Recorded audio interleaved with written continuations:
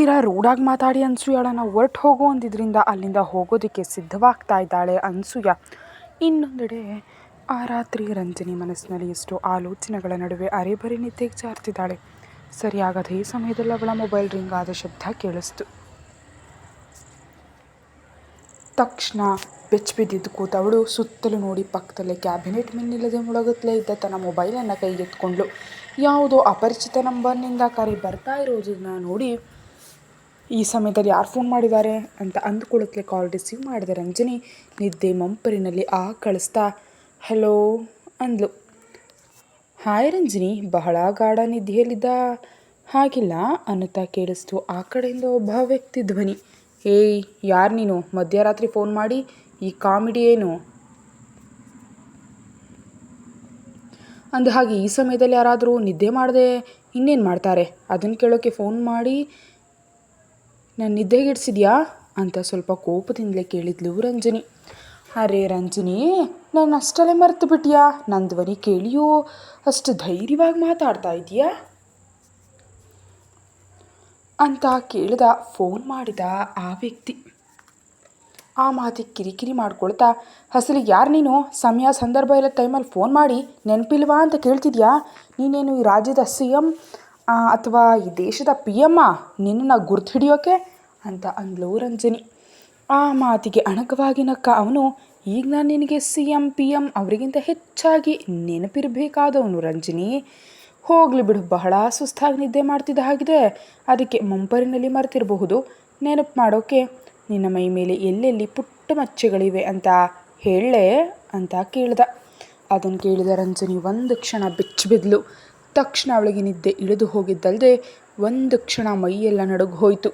ಆತ ಕಳೆದ ಬಾರಿ ಫೋನ್ ಮಾಡಿ ತನ್ನನ್ನು ಬ್ಲ್ಯಾಕ್ಮೇಲ್ ಮಾಡ್ತಿದ್ದ ವ್ಯಕ್ತಿ ಅಂತ ಗುರುತಿಸಿದ್ಲು. ಆದರೆ ಅಷ್ಟರಲ್ಲೇ ಧೈರ್ಯ ತಂದುಕೊಳ್ತಾ, ಏಯ್ ಯಾರೋ ನೀನು? ಹೆಚ್ಚು ಮಾತಾಡಿದ್ರೆ ಕೊಂದು ಬಿಡ್ತೀನಿ. ದಮ್ಮು ಧೈರ್ಯ ಇದ್ದರೆ ಎದುರಿಗೆ ಬಂದು ಮಾತಾಡು, ಅಷ್ಟೇ ಹೊರತು ಹೀಗೆ ಮರೆಯಿಂದ ಮಾತಾಡಿ ದೊಡ್ಡವನಂತ ಫೀಲ್ ಆಗಬೇಡ ಅಂದ್ಲು ರಂಜನಿ. ನಾನೇನು ದೊಡ್ಡವನಂತ ಫೀಲ್ ಆಗ್ತಿಲ್ಲ ಬೇಬಿ, ನಮ್ಮ ಸಂಗಮವನ್ನು ನೆನಪು ಮಾಡ್ತಿದ್ದೀನಿ ಮದವೇರಿದಂತೆ ನಗ್ತಾ ಅಂದ ಆತ. ಶಟಾಪ್, ಅಸಲಿಗೆ ನೀನು ಈಗ ಯಾಕೆ ಫೋನ್ ಮಾಡಿದ್ಯಾ ಅದನ್ನು ಹೇಳು ಕೋಪದಿಂದ ಕಿರ್ಚಿದ್ಲು ರಂಜನಿ. ಅದನ್ನು ಹೇಳೋಕ್ಕೆ ತಾನೇ ಫೋನ್ ಮಾಡಿದ್ದು, ಆದರೆ ನೀನೇ ಏನೇನೋ ಮಾತಾಡಿ ಟೈಮ್ ವೇಸ್ಟ್ ಮಾಡ್ತಿದ್ಯಾ. ನೋ ಐ ಲವ್ ಯು ಸಹಸ್ರ. ನಿನ್ನ ಜೊತೆ ಕಳೆದ ಆ ಒಂದು ರಾತ್ರಿ ಅದ್ಭುತವಾಗಿತ್ತು. ನನ್ನ ಲೈಫ್ನಲ್ಲಿ ಪ್ರತಿ ರಾತ್ರಿಯೂ ಹಾಗೆ ಕಳಿಬೇಕು ಅಂತಿದೆ. ನಿನಗೂ ಹಾಗೆ ಅನಿಸಿರುತ್ತೆ ಅಲ್ವಾ? ನಾಚಿಕೆ ಇಲ್ಲದೆ ಹೇಳು, ತಕ್ಷಣ ನಿನ್ನ ಮುಂದೆ ಬರ್ತೀನಿ ಅಂದ ಆ ವ್ಯಕ್ತಿ. ಶಟಾಪ್, ನಾನು ಆಗಲೇ ರಿಲೇಷನ್ನಲ್ಲಿದ್ದೀನಿ ಅಂದು ಏನೋ ತಪ್ಪಾಗಿ ಕುಡಿದು ಮತ್ತಿನಲ್ಲಿ ನಿನ್ನ ಜೊತೆ ಹಾಗೆ ಅಷ್ಟೇ ಹೊರತು ನಿನ್ನ ವಿಷಯದಲ್ಲಿ ನನಗೆ ಬೇರೆ ಯಾವುದೇ ಆಲೋಚನೆ ಇಲ್ಲ. ಸೊ ಸುಮ್ಮನೆ ನನಗೆ ಫೋನ್ ಮಾಡಿ ತೊಂದರೆ ಕೊಡೋದನ್ನು ಬಿಟ್ಟು ಹೋಗಿ ಕೆಲಸ ನೋಡ್ಕೊ ಅಂತ ಕಾಲ್ ಕಟ್ ಮಾಡಿದ ರಂಜನಿ.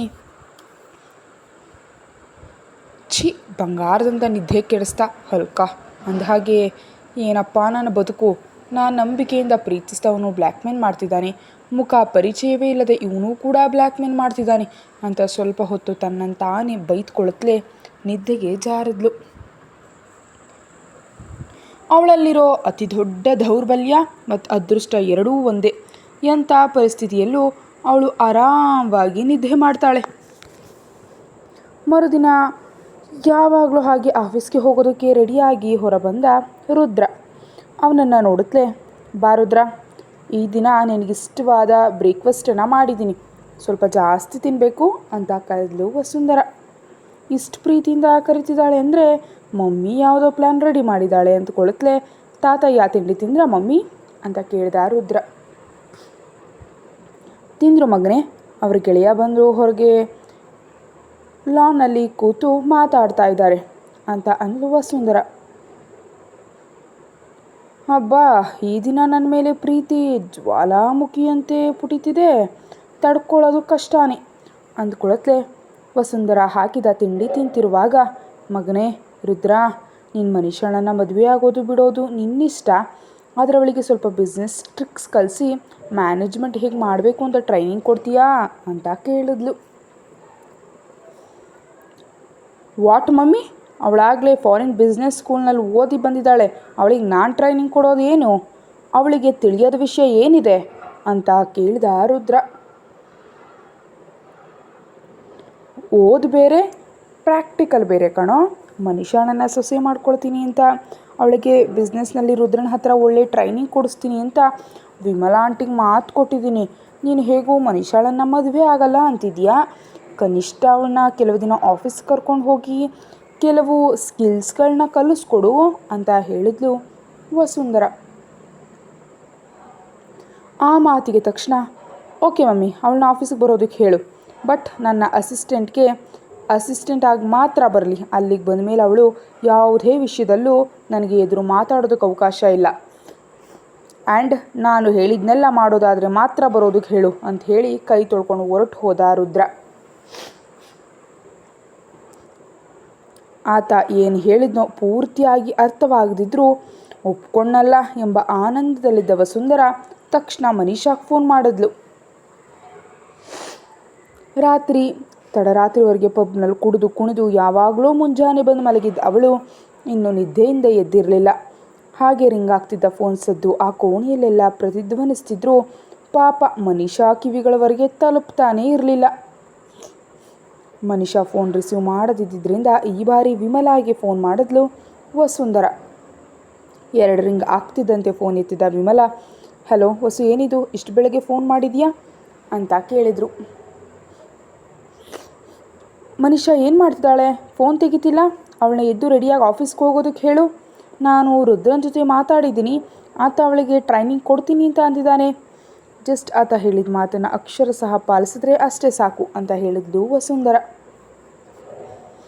ನೀನು ನಿಜವಾಗಿಯೂ ಹೇಳ್ತಿದ್ಯಾ ವಸು? ಹೋದ ಬಾರಿ ಹೀಗೆ ಅವಳನ್ನ ಕರ್ಕೊಂಡು ಡೇಟ್ಗಂತ ಹೋಗಿ ಪಾಪ ಒಬ್ಳನ್ನೇ ಹೋಟೆಲ್ ರೂಮ್ನಲ್ಲಿ ಬಿಟ್ಟು ಬಂದಿದ್ದ. ನನಗೆ ಯಾಕೋ ಅನುಮಾನ ಆಗ್ತಾ ಇದೆ ಅಂತ ಅಂದ್ಲು ವಿಮಲಾ. ಇಲ್ಲ ವಿಮಲಾ, ಅವತ್ತು ರುದ್ರನ ತಪ್ಪೇನಿಲ್ಲ. ಅವನನ್ನು ಬಿಟ್ಟು ಇನ್ನೊಬ್ಬರಿಗೆ ಮಹತ್ವ ಕೊಟ್ಟರೆ ಅವನಿಗೆ ಸ್ವಲ್ಪನೂ ಇಷ್ಟ ಆಗಲ್ಲ. ಹಸಲಿಗೆ ಅಂದು ಮನೀಷಾ ಫೋನ್ನಲ್ಲಿ ಮಾತಾಡದೆ ಅವನ ಜೊತೆ ಸಮಯ ಕಳೆದಿದ್ದರೆ ಈ ಹೊತ್ತಿಗೆ ನಾವು ಮದುವೆ ಮುಹೂರ್ತ ಇಟ್ಕೊಳ್ತಿದ್ವು. ಕನಿಷ್ಠ ಈ ಬಾರಿ ಆದರೂ ಅವನ ಜೊತೆ ಸರಿಯಾಗಿರೋದಕ್ಕೆ ನಿನ್ನ ಮಗಳಿಗೆ ಹೇಳು. ಹಸಲಿಗೆ ಇವೆಲ್ಲವನ್ನು ನಾನು ಹೇಳಬೇಕಾಗಿ ಬರ್ತಿದೆ ನೋಡು, ಅದು ನನ್ನ ಹಣೆ ಬರಹ. ಸರಿ, ಹೋಗಿ ಮೊದಲು ನಿನ್ನ ಮಗಳಿಗೆ ವಿಷಯನ ಹೇಳು ಅಂತ ಫೋನ್ ಇಟ್ಲು ವಸುಂಧರ. ಆದ್ದರಿಂದ ವಿಮಲಾ ತಕ್ಷಣ ಮನೀಷಾ ಕೋಣೆಗೆ ಹೋದ್ಲು. ಮನೀಷಾ ಕಿಂಗ್ ಸೈಜ್ ಬೆಡ್ ಮೇಲೆ ಅಡ್ಡಾದಿಡ್ಡಿಯಾಗಿ ಮಲಗಿ ಗಾಢ ನಿದ್ದೆಯಲ್ಲಿದ್ದಾಳೆ. ಅವಳನ್ನ ನೋಡುತ್ತಲೇ AC ಆಫ್ ಮಾಡಿ ಬಾಗಿಲಿನ ಪರದೆಗಳನ್ನ ಸರಿಸಿ ಮನೀಷಾ ಹೇಳು ಅಂತ ಕರೆದ್ಲು ವಿಮಲಾ. ಮನೀಷಾ ಮಾತ್ರ ಸ್ವಲ್ಪವೂ ಕದಲಿಲ್ಲ. ಅದಕ್ಕೆ ಹತ್ರ ಹೋಗಿ ಅವಳ ಭುಜ ಹಿಡಿದು ಅಲ್ಲಾಡಿಸ್ತಾ, ಮನೀಷಾ ಬೇಗ ಹೇಳು, ಈಗ ನೀನು ಅರ್ಜೆಂಟಾಗಿ ಹೊರಗೆ ಹೋಗಬೇಕು ಅಂತ ಅಂದ್ಲು ವಿಮಲಾ. ಈಗ ಎಲ್ಲಿಗೆ ಹೋಗ್ಬೇಕು ಮಮ್ಮಿ? ನನಗೆ ಇಂಟ್ರೆಸ್ಟ್ ಇಲ್ಲ, ನನ್ನ ಸ್ವಲ್ಪ ಹೊತ್ತು ಮಲಗೋದಕ್ಕೆ ಬಿಡು ಅಂತ ಮದವೇರಿದಂತೆ ಅಂದ್ಲು ಮನೀಷಾ. ಏನು ಮಲಗೋದು? ಅಲ್ಲಿ ವಸುಂಧರ ಆಂಟಿ ನಿನ್ನ ರುದ್ರನ ಜೊತೆ ಆಫೀಸ್ಗೆ ಕಳಿಸೋದಕ್ಕೆ ಎಲ್ಲ ವ್ಯವಸ್ಥೆ ಮಾಡಿದ್ದಾರೆ. ನೀನು ನೋಡಿದ್ರೆ ಮಧ್ಯರಾತ್ರಿವರೆಗೆ ಕುಡಿದು ಬಂದು ಇನ್ನೂ ಮಲಗಿದೆಯಾ? ಈಗೇನಾದರೂ ರುದ್ರನಿಗಿಂತ ಮೊದಲು ನೀನು ಆಫೀಸ್ಗೆ ಹೋಗದಿದ್ದರೆ ಅವನಿಗೆ ಮತ್ತೆ ಕೋಪ ಬರುತ್ತೆ. ಬೇಗ ರೆಡಿಯಾಗು ಅಂತ ಗಟ್ಟಿಯಾಗಿ ಕೂಗಿದ್ಲು ವಿಮಲಾ. ಅಬ್ಬಾ, ಆಗಲೇ ರುದ್ರ ಹೊರಟಿರ್ತಾನೆ ಅಮ್ಮ. ಈಗ ನಾನು ಅವನ ಮೊದಲು ಆಫೀಸ್ಗೆ ಹೇಗೆ ಹೋಗಲಿ? ಅದು ಆಗದ ಕೆಲಸ. ಅದ್ರ ಮೆಲ್ಲಗೆ ಹೋಗ್ತೀನಿ ಬಿಡು ಮಮ್ಮಿ. ಫಸ್ಟ್ ಡೇ ಅಲ್ವಾ, ರುದ್ರ ಕೂಡ ಏನು ಅನ್ನಲ್ಲ. ನೀನು ಗೀಝರ್ ಆನ್ ಮಾಡಿ ಹೋಗು, ಸ್ವಲ್ಪ ಹೊತ್ತಿನಲ್ಲಿ ಅದು ರೆಡಿಯಾಗಿ ಬರ್ತೀನಿ ಅಂತ ಹೇಳಿದ್ಲು ಮನೀಷಾ. ಅವಳು ಹೇಳಿದ್ದು ಕೂಡ ಸರಿ ಅಂದ್ಕೊಂಡ ವಿಮಲಾ ಮಗಳು ಹೇಳಿದಂತೆ ಗೀಝರನ್ನು ಆನ್ ಮಾಡಿ ಹೋದ್ಲು. ಸ್ವಲ್ಪ ಹೊತ್ತಿಗೆ ಅತ್ತ ಇತ್ತ ಹೊರಳಾಡಿ ಮಂಪರಿನಲ್ಲೆದ್ದು ಮನೀಷಾ, ಏನಿದು ಹಣೆ ಬರಹ, ಆಯಾಗಿ ಮಲಗಿ ಮತ್ತೆ ರಾತ್ರಿ ಪಬ್ಗೆ ಹೋಗಬೇಕಿದ್ದವಳು ಇಷ್ಟು ಬೆಳಗ್ಗೆ ಎದ್ದು ಆಫೀಸ್ಗೆ ಹೋಗಬೇಕಾಗಿದೆಯಲ್ಲ. ಈ ರುದ್ರನ ಜೊತೆ ವರ್ಕೌಟ್ ಆಗೋ ಆಗಿಲ್ಲ ಅಂದರೂ ನಮ್ಮ ಮಮ್ಮಿ ಆ ವಸುಂಧರ ಆಂಟಿ ಕೇಳುತ್ತಾನೇ ಇಲ್ಲ ಅಂತ ಬೈದ್ಕೊಳತ್ಲೆ ಕಷ್ಟಪಟ್ಟು ಎದ್ದು ವಾಶ್ರೂಮ್ಗೆ ಹೋಗಿ ಫ್ರೆಶ್ ಆಗಿ ತಾಯಿ ಹಾಕೊಟ್ಟ ತಿಂಡಿ ತಿಂದು ರುದ್ರ ಹೋದು 1 ಗಂಟೆ ನಂತರ ಆಫೀಸ್ಗೆ ಹೊರಟಳು ಮನೀಷಾ. ಇನ್ನೊಂದೆಡೆ ರಾತ್ರಿ ತಡವಾಗಿ ಮಲಗಿದ ರಂಜನಿ ತಾಯಿ ಎಷ್ಟು ಎಬ್ಸಿದ್ರೂ ಹೇಳದೆ ಯಾವಾಗಲೂ ಎದ್ಲು. ಸಮಯ ನೋಡಿದ್ರೆ ಸುಮಾರು ಆಫೀಸ್ ಸಮಯ ಆಗಿದೆ. ಅದರಿಂದ ಅವಳು ಗಾಬರಿಯಾಗಿ ಬಹಳ ತಡ ಆಯಿತು. ಈಗ ಫ್ರೆಶ್ ಆಗಿ ಆಫೀಸ್ಗೆ ಹೋಗೋದು ಅಂದರೆ ಆಗದ ಕೆಲಸ. ಅದರಲ್ಲೂ ಸೀರೆ ಉಟ್ಕೊಳ್ಬೇಕು, ಅದು ಇನ್ನೂ ಕಷ್ಟ ಅಂದ್ಕೊಂಡ ರಂಜನಿ ತಕ್ಷಣ ಲ್ಯಾಪ್ಟಾಪ್ ಆನ್ ಮಾಡಿ ತನಗೆ ಜ್ವರ ಬಂದಿದೆ ಅಂತ, ಅಸಲಿಗೆ ಹೇಳೋ ಸ್ಥಿತಿಯಲ್ಲೂ ಇಲ್ಲ ಅಂತ, ಲೀವ್ ಸ್ಯಾಂಕ್ಷನ್ ಮಾಡಿ ಅಂತ ಇಮೇಲನ್ನು ಕಳಿಸಿದ್ಲು. ಮಹಾನುಭಾವ ಆತ ಏನಂತಾನೋ, ರಜೆ ಕೊಡ್ತಾನೋ ಅಥವಾ ತೊಲಗು ಅಂತಾನೋ. ಒಂದು ವೇಳೆ ರಜೆ ಕೊಡ್ತಿದ್ರೆ ಸುಮ್ಮನಿರಲ್ಲ. ಸುಮ್ಮನಿರದೆ ಏನು ಮಾಡ್ತೀನಿ ಬಿಡು. ಸ್ಪೀಡಾಗಿ ರೆಡಿಯಾಗಿ ಆಫೀಸ್ಗೆ ಹೋಗೋದೆ, ಬೇರೆ ದಾರಿ ಇಲ್ಲ. ಯಾವುದಕ್ಕೂ ಒಳ್ಳೆಯದು ಆತ ರಿಪ್ಲೈ ಮಾಡುವಷ್ಟರಲ್ಲಿ ಸ್ನಾನನಾದರೂ ಮಾಡಿದ್ರೆ ಟೈಮ್ ಉಳಿಯುತ್ತೆ ಅಂದ್ಕೊಳ್ತಾ ವಾಶ್ರೂಮ್ ಒಳಗೆ ನುಗ್ಗದ್ಲು ರಂಜನಿ. ಅಷ್ಟರಲ್ಲಿ ರಂಜನಿ ಕಳಿಸಿದ ಮೇಲ್ ನೋಡಿದ ರುದ್ರ, ಇಂದು ಸೀರಿಯಲ್ ಬಾ ಅಂದರೆ ರಜೆ ಹಾಕ್ತೀಯಾ, ಹೇಳ್ತೀನಿ ನಿನ್ನ ವಿಷಯ ಅಂದ್ಕೊಳತ್ಲೆ ರಜೆ ಮಂಜೂರು ಮಾಡ್ದ. ಸರಿಯಾಗದೇ ಹೊತ್ತಿಗೆ ಹೊರ ಬಂದ ರಂಜನಿ ಲೀವ್ ಗ್ರಾಂಟೆಡ್ ಅಂತ ಬಂದ ಆ ಮೆಸೇಜ್ ನೋಡಿ, ಅಬ್ಬಾ ಈತ ಯಾವ ಮೂಡ್ನಲ್ಲಿದ್ದಾನೋ ಏನೋ, ರಜೆ ಕೊಟ್ಬಿಟ್ಟಿದ್ದಾನೆ. ಇಂದು ನಾವು ಬಿಂದಾಸಾಗಿ ಎಂಜಾಯ್ ಮಾಡಬಹುದು. ಮನೆಯಲ್ಲೇ ಕೂತು ಮಮ್ಮಿ ಹತ್ರ ಬಿರಿಯಾನಿ ಮಾಡಿಸ್ಕೊಂಡು ಚಚ್ ಹಾಕಬೇಕು. ಅನಗತ್ಯವಾಗಿ ಸ್ನಾನ ಮಾಡಿದೆ, ಸೋಮಾರಿತನ ಹೋಯಿತು. ಅದು ಹೋದರೆ ಏನಾದರೊಂದು ಮಾಡಬೇಕನ್ಸತ್ತೆ. ಸೋಮಾರಿತನದಿಂದ ದಿನ ಇಡೀ ಹಾಗೆ ಇರೋದು ಮಜಾ ಇರುತ್ತೆ ಅಂತ ಹೇಳತ್ಲೆ ಹೊರಬಂದು, ಮಮ್ಮಿ ನಾನು ಆಫೀಸ್ಗೆ ಹೋಗ್ತಿಲ್ಲ, ನನಗೆ ಬಿರಿಯಾನಿ ಬೇಕು, ಚಿಕನ್ ಆರ್ಡರ್ ಮಾಡ್ತೀನಿ, ಮಾಡಿಕೊಡು ಅಂತ ಟಿ ವಿಯನ್ನು ಹಾಕ್ಕೊಂಡು ನೋಡೋದಕ್ಕೆ ಶುರು ಮಾಡಿದ್ಲು. ಅದೇನದು, ಆಫೀಸ್ಗೆ ಯಾಕೆ ಹೋಗ್ತಿಲ್ಲ? ಕೈಯಲ್ಲಿ ಸೌಟ್ ಹಿಡಿದು ಅಡುಗೆ ಕೋಣೆಯಿಂದ ಬಂದು ಕೇಳಿದ್ರು ಮಾಲತಿ. ನಿನ್ನೆ ರಾತ್ರಿ ಮನೆಗೆ ಬರೋದು ತಡ ಆಯ್ತಲ್ವಾ, ಅದಕ್ಕೆ ಇವತ್ತು ಅತಿ ಹೆಚ್ಚು ಸಮಯ ಮನೆಯಲ್ಲೇ ಇರಬೇಕು ಅಂತ ರಜೆ ಹಾಕ್ಬಿಟ್ಟೆ. ಮ್ಯೂಸಿಕ್ ಚಾನೆಲ್ ಹುಡುಕ್ತಾ ಹೇಳಿದ್ಲು ರಂಜನಿ. ಏನದು ಅಂತ ಮುಂಡುತ್ತರ? ಅರ್ಥ ಆಗಂತೆ ಅಂದ್ಲು ಮಾಲತಿ. ಮತ್ತೆ ಇಲ್ಲಿದ್ರಿನೇನಮ್ಮ, ಮಗಳು ದಿನವೂ ಆಫೀಸ್ನಲ್ಲಿ ಕಷ್ಟಪಡ್ತಿದ್ದಾಳೆ, ಈ ದಿನ ಆದರೂ ರಜೆ ತೊಗೊಂಡ್ಲಲ್ಲ ಅಂತ ಸಂತೋಷ ಪಡದೆ ರಜೆ ಯಾಕೆ ಆಗ್ತೇ ಅಂತ ಕೇಳ್ತಿದ್ಯಾ ಅಂತ ಅಂದ್ಲು ರಂಜನಿ. ಸರಿ ಸರಿ ಸರಿ ನಿನ್ನನ್ನು ಕೇಳದೆ ನೋಡು, ನಂದೇ ಬುದ್ಧಿ ತಪ್ಪು ಅಂದ್ಕೊಳ್ತಾ ಹಿಂದೆ ತಿರುಗಿ ಅಡುಗೆ ಕೋಣೆಗೆ ಹೋದರು ಮಾಲತಿ. ಇನ್ನೊಂದೆಡೆ ರುದ್ರನ ಆಫೀಸ್ಗೆ ಬಿಸ್ನೆಸ್ ಸೂಟ್ನಲ್ಲಿ ಪೋಸ್ ಕೊಟ್ಕೊಡ್ತಾ ರೆಡಿಯಾಗಿ ಬಂದ ಮನುಷ್ಯಳನ್ನು ನೋಡಿ ಸೆಕ್ಯೂರಿಟಿ ಏನೂ ಮಾತಾಡದೆ ಬಿಟ್ಟ. ರಿಸೆಪ್ಷನ್ ಹತ್ರ ಹೋದ ಮನುಷ್ಯ, ನಿಮ್ಮ ಬಾಸ್ ಕ್ಯಾಬಿನ್ಗೆ ಹೋಗಬೇಕು ಅಂತ ಸೊಕ್ಕಿನಿಂದ ಕೇಳಿದ್ಲು. ಯಾರು ನೀವು? ಬಾಸ್ ಜೊತೆ ಏನು ಕೆಲಸ? ಅವ್ರನ್ನ ಭೇಟಿಯಾಗೋದಕ್ಕೆ ನಿಮಗೆ ಅಪಾಯಿಂಟ್ಮೆಂಟ್ ಇದೆಯಾ ಅಂತ ಕೇಳಿದ್ಲು ರಿಸೆಪ್ಷನಿಸ್ಟ್ ಆಶಾ. ಏಯ್, ಕಳೆದ ಬಾರಿ ಕೊಟ್ಟ ಶಿಕ್ಷೆ ಸಾಲಿಲ್ವಾ? ನಾನು ಯಾರು ಅಂತ ಅಷ್ಟಲ್ಲೇ ಮರೆತು ಬಿಟ್ಟಿಯಾ ಅಂತ ಕೇಳಿದ್ಲು ಮನುಷ್ಯ. ನಮ್ಮ ಬಾಸ್ಗಾಗಿ ದಿನವೂ ಎಷ್ಟೋ ಜನರು ಬರ್ತಾರೆ, ಎಲ್ಲರನ್ನ ನೆನಪಿಟ್ಕೊಳ್ಳೋದಕ್ಕೆ ನಾನು ಐನ್ಸ್ಟೈನ್ ಅಲ್ಲ ಮೇಡಮ್. ಮೊದಲು ವಿಷಯ ಹೇಳಿ ಅಂತ ವಿನಯದಿಂದಲೇ ಕೇಳಿದ್ಲು ಆಶಾ. ಆ ಮಾತಿಗೆ ಹಲ್ಲು ಕಟಕಟ ಕಡಿಯುತ್ತಾ, ನಿಮ್ಮ ಬಾಸ್ಗೆ ಫೋನ್ ಮಾಡಿ ವಿಮಲಾ ಅವರ ಮಗಳು ಮನಿಷಾ ಬಂದಿದ್ದಾಳೆ ಅಂತ ಹೇಳು ಅಂತ ಅಂದರು ಮನಿಷಾ. ಓಕೆ ಮೇಡಮ್ ಅಂತ ಕೂಲಾಗಿ ರುದ್ರನಿಗೆ ಫೋನ್ ಮಾಡಿ, ಬಾಸ್ ನಿಮ್ಮನ್ನು ಭೇಟಿಯಾಗೋದಕ್ಕೆ ಮಿಸ್ ಮನಿಷಾ ಬಂದಿದ್ದಾರೆ, ಅಪಾಯಿಂಟ್ಮೆಂಟ್ ಇಲ್ಲ, ಕೇಳಿದರೆ ನಿಮಗೆ ಫೋನ್ ಮಾಡೋದಕ್ಕೆ ಹೇಳ್ತಿದ್ದಾರೆ, ಏನು ಮಾಡಲಿ ಅಂತ ಕೇಳಿದ್ಲು ಆಶಾ. ಅಪಾಯಿಂಟ್ಮೆಂಟ್ ಇಲ್ಲದಿದ್ದರೆ ನಾನು ಏನು ಮಾಡ್ತೀನೋ ಅದನ್ನೇ ಮಾಡು, ಪ್ರತಿ ಸಲ ಹೀಗೆ ನನಗೆ ಫೋನ್ ಮಾಡೋ ಅಗತ್ಯ ಇಲ್ಲ ಅಂತ ಕಾಲ್ ಕಟ್ ಮಾಡಿದ ರುದ್ರ. ಆಗಲೇ ಕೂದಲು ಸರಿಪಡಿಸ್ಕೊಳ್ತಾ ಸುತ್ತಲೂ ಸೊಕ್ಕಿನಿಂದ ನೋಡ್ತಾ, ರುದ್ರನನ್ನು ಮದುವೆ ಆದಮೇಲೆ ಮೊದಲು ಈ ತಲೆಗರ್ವದ ರಿಸೆಪ್ಷನಿಸ್ಟನ್ನು ಕೆಲಸದಿಂದ ತೆಗಿಬೇಕು, ಆಮೇಲೆ ಆ ಅಸಿಸ್ಟೆಂಟ್ ವಿಷಯ ನೋಡಬೇಕು ಅಂತ ಮನಸ್ಸಲ್ಲಿ ಅಂದ್ಕೊಳ್ತಿದ್ದಾಳೆ ಮನಿಷಾ. ರುದ್ರ ಹೇಳಿದ ಮಾತಿಗೆ ಫೋನ್ ಇಟ್ಟ ಆಶಾ ಸಣ್ಣ ನಗುವಿನೊಂದಿಗೆ, ಮೇಡಮ್ ಅಪಾಯಿಂಟ್ಮೆಂಟ್ ಇಲ್ಲದೆ ಸರ್ ಭೇಟಿ ಸಾಧ್ಯವಿಲ್ಲ, ನೀವು ಸರ್ PA ಹತ್ರ ಮಾತಾಡಿ ಅಪಾಯಿಂಟ್ಮೆಂಟ್ ತಗೊಳ್ಳಿ ಅಂತ ಹೇಳಿದ್ಲು. ಆ ಮಾತಿಗೆ ಮೊದಲು ಶಾಕ್ ಆದ ಮನುಷ್ಯ ಆಮೇಲೆ ಕೋಪದಿಂದ ಉರಿದು ಹೋಗ್ತಾ ವಸುಂಧರಾಗೆ ಫೋನ್ ಮಾಡಿದ್ಲು. ರುದ್ರನ ಆಫೀಸ್ಗೆ ಹೋದ ಮನುಷ್ಯಳನ್ನು ಅಪಾಯಿಂಟ್ಮೆಂಟ್ ಇಲ್ಲ ಎನ್ನೋ ಕಾರಣಕ್ಕೆ ರಿಸೆಪ್ಷನಿಸ್ಟ್ ಒಳಗೆ ಬಿಡ್ತಿರಲಿಲ್ಲ. ಆಮೇಲೆ ಆತನನ್ನು ಭೇಟಿಯಾಗಬೇಕು ಅಂದರೆ ಪರ್ಸ್ನಲ್ ಅಸಿಸ್ಟೆಂಟ್ ಹತ್ರ ಪರ್ಮಿಷನ್ ತೊಗೋಬೇಕು ಅಂತ ಹೇಳಿದ್ದಕ್ಕೆ ಕೋಪದಿಂದ ಅವಳು ವಸುಂಧರಾ ಕಾಲ್ ಮಾಡಿದ್ಲು. ಆಗ ಬ್ಯುಸಿಯಾಗಿದ್ದ ವಸುಂಧರಾ ಅವಳ ಕಾಲನ್ನು ರಿಸೀವ್ ಮಾಡಲಿಲ್ಲ. ತಕ್ಷಣ ವಿಮಲಾಗೆ ಫೋನ್ ಮಾಡಿ ವಿಷಯ ಹೇಳಿದ್ಲು ಮನಿಷಾ. ಅದಕ್ಕೆ ವಿಮಲಾ ಒಂದು ಕ್ಷಣ ಯೋಚಿಸಿ, ಸ್ವಲ್ಪ ಹೊತ್ತು ಕಾಯಿ ಮನಿಷಾ, ವಸುಂಧರಾ ಕಾಲ್ ಮಾಡ್ತಾಳೆ. ಹಸಲಿಗೆ ಈ ಪೆಟ್ಟಿಗೆ ಆ ತಾಯಿ ಮಕ್ಕಳು ನಮ್ಮ ಬಗ್ಗೆ ಏನು ಅಂದ್ಕೊಳ್ತಿದ್ದಾರೆ ಅಂತ ನಮ್ಗೆ ತಿಳಿಬೇಕು ಅಂತ ಅಂದ್ಲು. ನೋ ಮಮ್ಮಿ, ಈ ರುದ್ರನ್ ಜೊತೆ ನಮಗೆ ಸೆಟ್ ಆಗಲ್ಲ. ಇನ್ನು ಯಾರನ್ನಾದರೂ ನೋಡು, ಈತ ಸ್ವಲ್ಪ ವಿಚಿತ್ರವಾಗಿದ್ದಾನೆ ಅಂತ ಹೇಳಿದ್ಲು ಮನಿಷಾ. ಹೀಗೆ ವಿಚಿತ್ರವಾಗಿ ಇರುವವರೇ ಹೆಣ್ಣು ಮಕ್ಕಳ ಹತ್ರ ಸಾಕು ನಾಯಿ ಅಂತಿರ್ತಾರೆ. ನನ್ನ ಅನುಭವದಿಂದ ಹೇಳ್ತಿದ್ದೀನಿ, ಒಂದು ಸಲ ಅವನನ್ನು ಬುಟ್ಟಿಗೆ ಹಾಕೊಂಡ್ರೆ ಲೈಫ್ ಲಾಂಗ್ ನಮ್ಗೆ ಯಾವುದೇ ಸಮಸ್ಯೆ ಇಲ್ಲದೆ ಸುಖವಾಗಿ ಬದುಕಬಹುದು. ಪ್ರಸ್ತುತ ನಮ್ಮ ಫೈನಾನ್ಷಿಯಲ್ ಸ್ಥಿತಿ ಏನು ಅಂತ ನಿನಗೆ ಗೊತ್ತು. ಸೊ ಈ ಸಮಯದಲ್ಲಿ ತಾಳ್ಮೆ ಬಹಳ ಮುಖ್ಯ. ವಸುಂಧರಾಗೆ ಮತ್ತೆ ಒಂದು ಸಲ ಫೋನ್ ಮಾಡು. ಎಂಥ ಪರಿಸ್ಥಿತಿಯಲ್ಲೂ ಇಂದು ನೀನು ಆಫೀಸ್ನಲ್ಲಿ ರುದ್ರನಿಗೆ ಅಸಿಸ್ಟೆಂಟ್ ಆಗಿ ಜಾಯ್ನ್ ಆಗಲೇಬೇಕು ಅಂತ ಹೇಳಿದ್ಲು ವಿಮಲಾ. ತಾಯಿಯ ಮಾತುಗಳು ಮತ್ತು ತನ್ನ ಹಣಕಾಸಿನ ಸ್ಥಿತಿ ಎಲ್ಲವನ್ನ ನೆನಪಿಸಿಕೊಂಡ ಮನಿಷಾ ಇನ್ನು ಅನಿವಾರ್ಯವಾಗಿ ಅಲ್ಲೇ ಇದ್ದ ಲಾಡ್ಜ್ನಲ್ಲಿ ಕೂತು ಕಾಯ್ತಾ ಇದ್ಲು.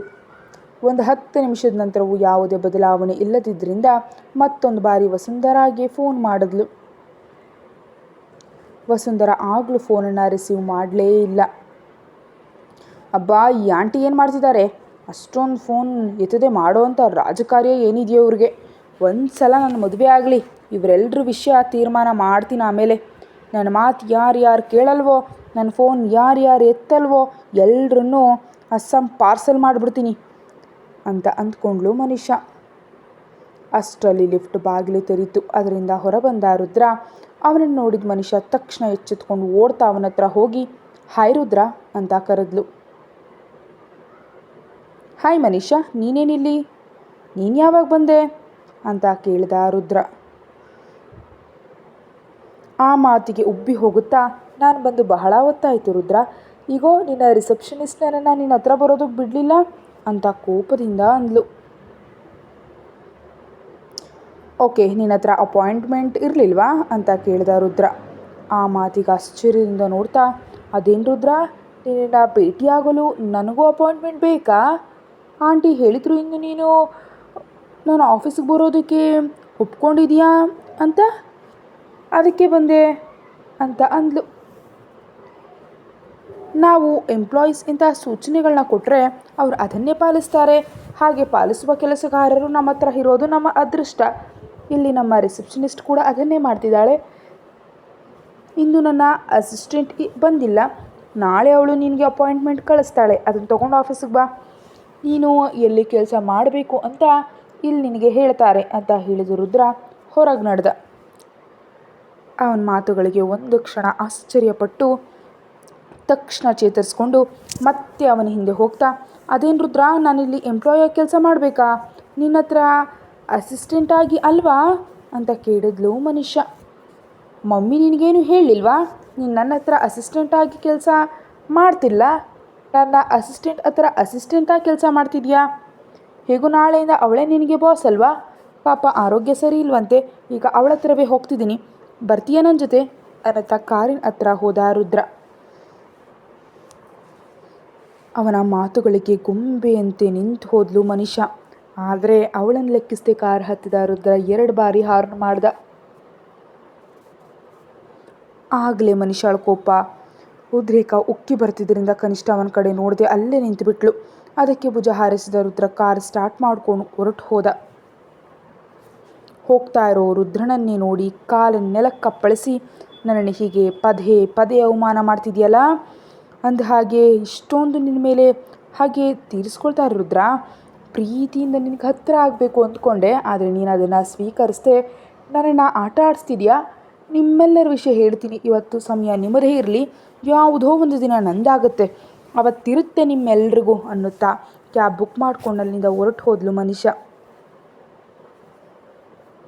ಇನ್ನೊಂದೆಡೆ ವೀರ ಹೊರಟು ಹೋಗು ಅಂತ ಹೇಳಿದ್ರಿಂದ ತನ್ನ ವಸ್ತುಗಳನ್ನೆಲ್ಲ ಸರಿಪಡಿಸ್ಕೊಳ್ಳಲು ಅಂದರೆ ಪ್ಯಾಕ್ ಮಾಡ್ಕೊಳ್ಳೋದಕ್ಕೆ ಶುರು ಮಾಡಿದ್ಲು ಅನ್ಸೂಯ.